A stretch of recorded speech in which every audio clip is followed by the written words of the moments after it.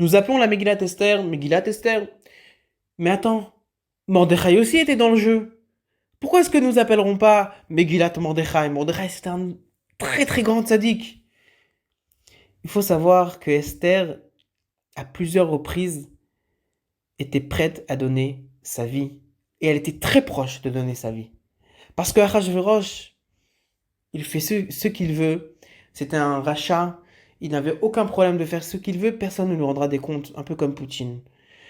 Donc, Esther a donné son âme pour l'âme Israël. Elle était prête à même le sacrifier.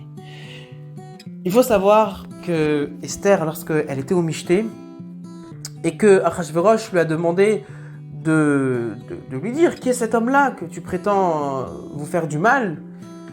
Alors Esther, elle a pointé du doigt, non pas Aman, mais Achashverosh. Comment c'est possible que tu te mets tellement en danger que tu pointes du doigt le roi? Tu pointes du doigt le roi comme ça?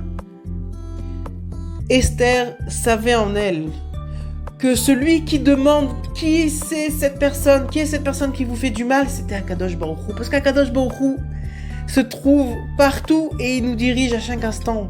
Tout vient d'Hachem.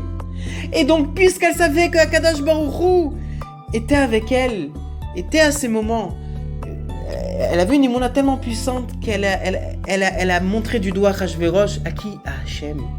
Elle a dit à Hachem, c'est lui ce rachat-là, parce que c'est vrai qu'Aman il nous fait des problèmes, mais Achashverosh aussi, c'est un rachat et c'est lui qui est responsable. Et donc elle n'a pas eu peur de montrer du doigt Achashverosh, parce qu'elle avait une émouna tellement puissante, tellement forte.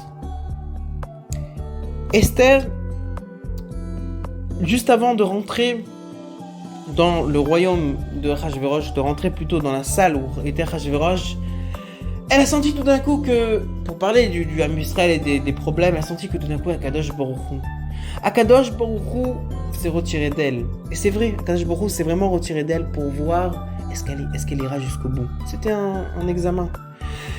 Et donc c'est pour ça qu'elle a crié, elle a dit Keli lama zaftani, pourquoi est-ce que tu m'as abandonné? Elle a réussi l'examen, elle est partie jusqu'au bout. Et c'est là que Achashverosh lui a tendu son sceptre. Nous voyons de là que Esther, elle savait qu'elle était entre les mains d'Hachem. Elle s'est donnée entièrement entre les mains d'Hachem. Et elle a fait confiance à Hachem. Et c'est pour ça qu'elle a mérité que la Megillah se nomme Megillat Esther à son nom, malgré que Mordechai était un énorme tzaddik.